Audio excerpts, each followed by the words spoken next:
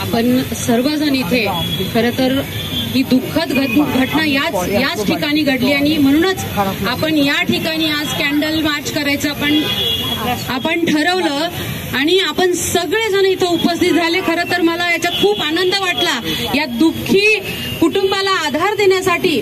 म्हणजे smart city मधले नागरिक जितके स्मार्ट आहेत तेवढेच ते भावूक आहेत आणि त्यांना खूप जाणीव आहे हे आता माझ्या लक्षात आलं। खरं तर परवा ही दुःखद घटना घडली तेव्हा मला कळल्याबरोबर लगेचच मी हॉस्पिटलला गेले आणि रॉय आंटींच्या सोबत तिथे जाऊन बसले। त्यांना जी काय मदत हवी होती ती आम्ही त्यांना तिथे केली। खरं तर मी जेव्हा त्यांना म्हणजे ते मृत पावले हे बघितल्यानंतर मला खूप वाईट वाटलं की मी माझ्या भागाला एक फॅमिली समजते आणि माझ्या फॅमिलीतला एक मेंबर आज इथे मृत्यू पावला हे बघून खरं तर मला खूप रडू कोसळलं। तिथे मी त्यांच्याजवळ तिथे अर्धा तास बसले पण खरंच एवढे समजदार कुटुंब आहे ते। मला म्हटले मॅडम तुम्ही जा तुम्हाला खूप कामं असतात तरी सुद्धा मी त्यांच्याजवळ बसले। एवढे समजदार हे लोक आणि त्यांच्यावर अशी ही शोककळा इथे पसरली आणि म्हणूनच हा इनिशिएटिव्ह आम्ही घेतला।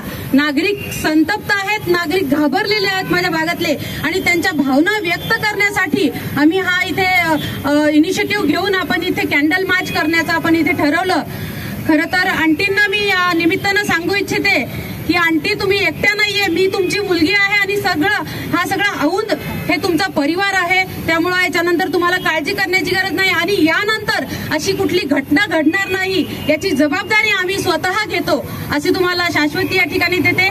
इथे असणाऱ्या सर्व पोलीस आता ऍडव्होकेट साहेबांनी जे भावना व्यक्त केल्या त्या